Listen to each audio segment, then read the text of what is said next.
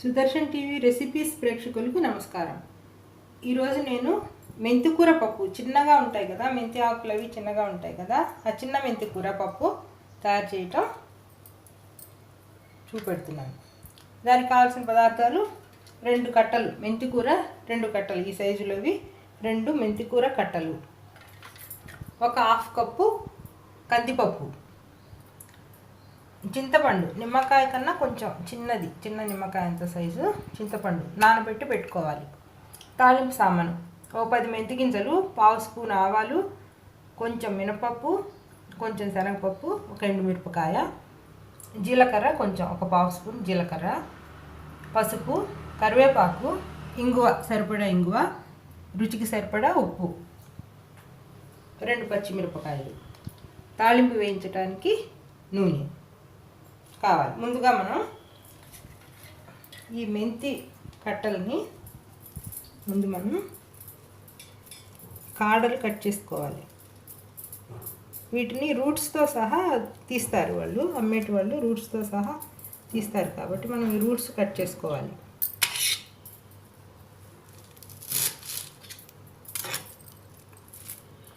Roots cut చేసుకుని 3 సార్లు శుభ్రంగా కడుక్కోవాలి.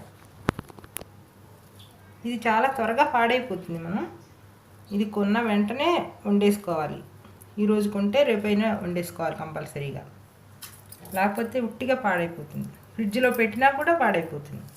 త్వరగా వండేసుకోవటం మంచిది. ఈ విధంగా మనం కట్ చేసుకుని 2 మెంతికూర కట్టలు కట్ చేసుకుని చక్కగా 3 టైమ్స్ మట్టి, రూట్స్లో మట్టి ఉంటుంది కాబట్టి ఈ 3 టైమ్స్ మనము మట్టి పోయేలాగా మనము కడుక్కోవాలి.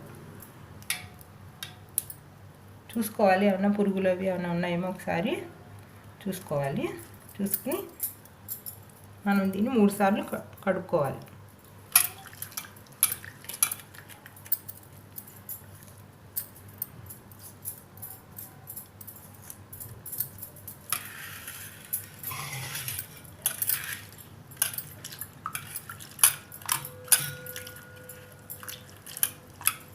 అప్పుడు ఇలా పైకి తీస్తూ ఉంటే అడుగున మట్టి అడుక్కి పేరుకుపోతుంది. అందుకని ఇలా 3 సార్లుగా కడగాలి మనం.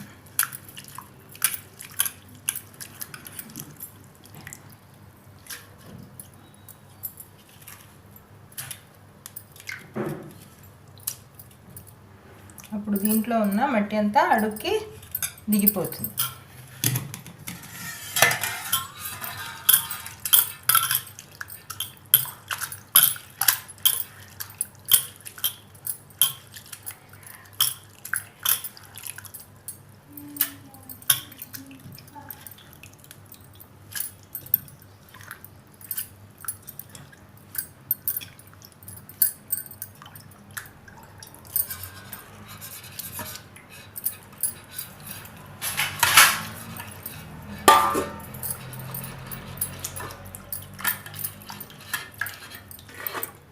ఇలా 3 టైమ్స్ కడిగి పెట్టుకున్న తర్వాత మనం ముందు తీసి పెట్టుకున్న కందిపప్పుని మనం కడిగి పెట్టుకోవాలి.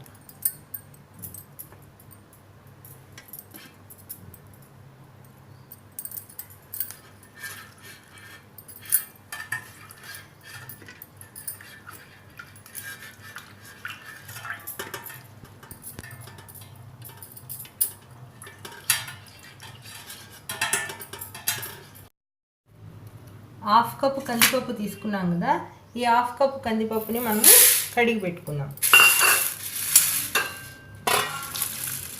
నేను చెప్పే ఈ కొలతలో నేను 4 మెంబర్స్కి సరిపడా వస్తుంది. ఈ పప్పు తయారు చేసిన పప్పు 4 మెంబర్స్కి వస్తుంది. దీన్ని కడిగి పెట్టుకున్న తర్వాత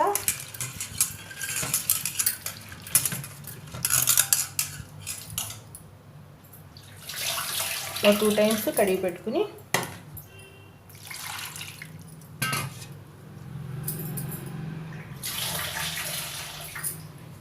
సరిపడా నీళ్ళు పోయాలి. ఇలా పప్పు మునిగేలాగా కొంచెం ఎక్కువ మునిగేసి పైన కొంచెం ఎక్కువగా నీళ్లు పోయాలి. నీళ్ళు పోసి ముందు కడిగి పెట్టుకున్న ఈ మెంతి కూరని మనం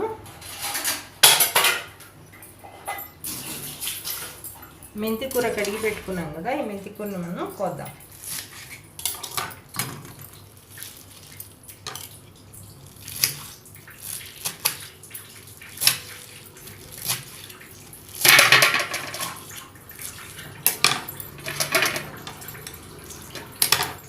కోసేసి ఈ పప్పులో వేసేయటమే.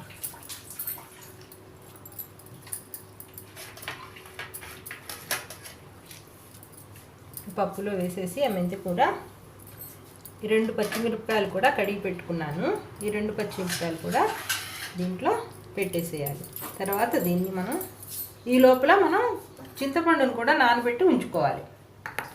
నానబెట్టి ఉంచుకున్న తర్వాత మనము ఈ పప్పు, మెంతికూర, పచ్చిమిరపకాయలు కలిపిన దీన్ని మనము కుక్కర్లో పెట్టుకోవాలి. స్టవ్ వెలిగించి కుక్కర్లో పెట్టుకోవాలి.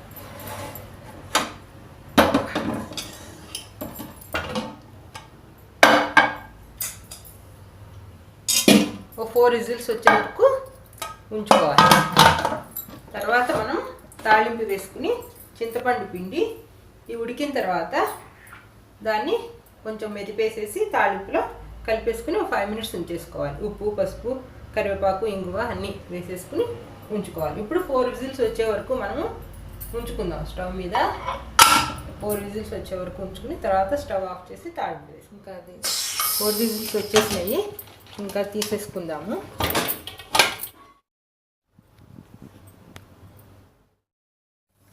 ఉడకటం అయిపోయింది కదా, మన స్టవ్ వెలిగించి పాత్ర పెట్టి తాలింపు వేసుకున్నాం. ఫస్ట్ ఎండుమిరపకాయలు, మెంతులు వేసుకున్నాను. ఇవి వేగిపోయిన తర్వాత మిగతా తాలింపు దినుసులు వేసుకుందాం. వేగాలి. మెంతులను ఒక ఎండుమిరపకాయ వేసాను. అవి వేగిన తర్వాత మిగతా తాలింపు దినుసులు వేసుకుందాం. మినపప్పు, ఆవాలు, శనగపప్పు పావు స్పూన్ తీసుకున్నాను కదా, అవి వేసుకుందాం. మెంతులు అవి వేగిపోయినాయి. ఇప్పుడు ఇది ఈ తాలింపు సామాన్లు వేసేస్తాం.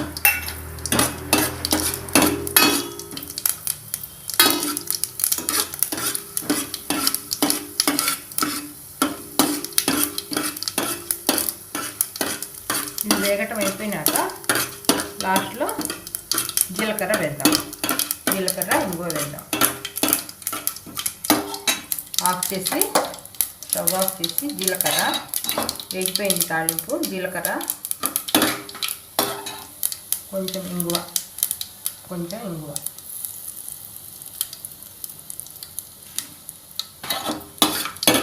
వేసుకున్నాం.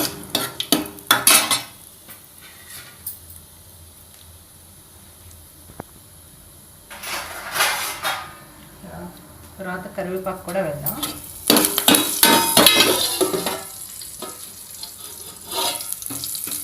కరివేపాకు ఇది పడుతుంది కదా, అందుకే మూత పెట్టాను. ఇప్పుడు మనము ఉడికిపోయిన పప్పు తీసి వేద్దాం.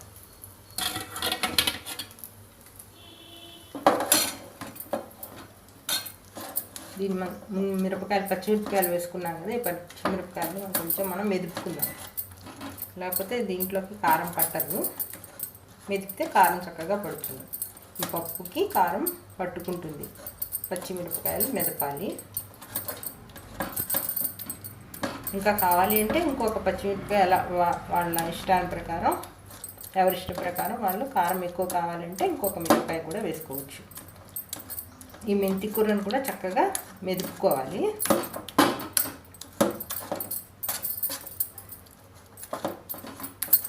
తర్వాత మొత్తం అంతా కూడా ఒకసారి కలుపుకోవాలి. తర్వాత దీన్ని మనం ఈ తాలింపులో వేసేసుకోవాలి.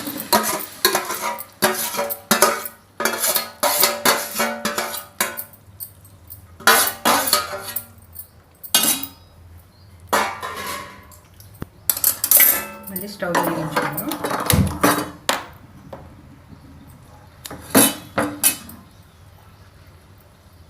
చింతపండు నానబెట్టుకున్నాను కదా, ఆ చింతపండు రసం పిండి వేద్దాం.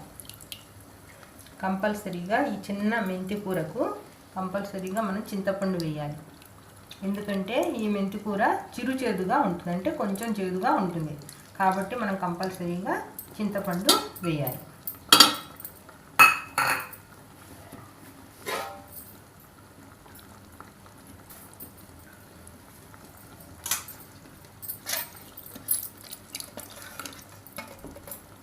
ఉప్పు, పసుపు వేసుకుందాం.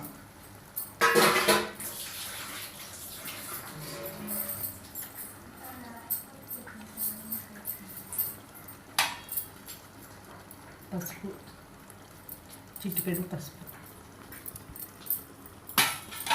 ఉప్పు సరిపడా, దానికి సరిపడా ఇంత ఉప్పు పడుతుంది, అంటే 1 స్పూన్ వరకు పడుతుంది. ఇంత సరిపోతుంది.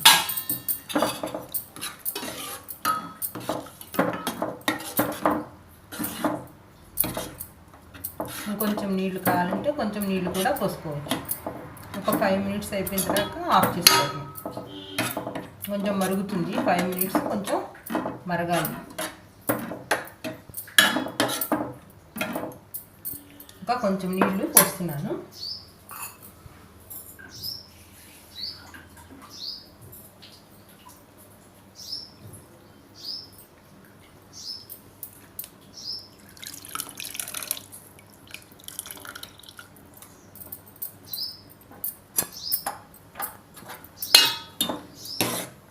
ఒక 5 మినిట్స్ ఉడికిపోయిన తర్వాత ఇంకా మనం స్టవ్ ఆఫ్ చేసుకుని మనం వడ్డించుకోవచ్చు. ఇంకా 5 మినిట్స్ అవ్వాలి.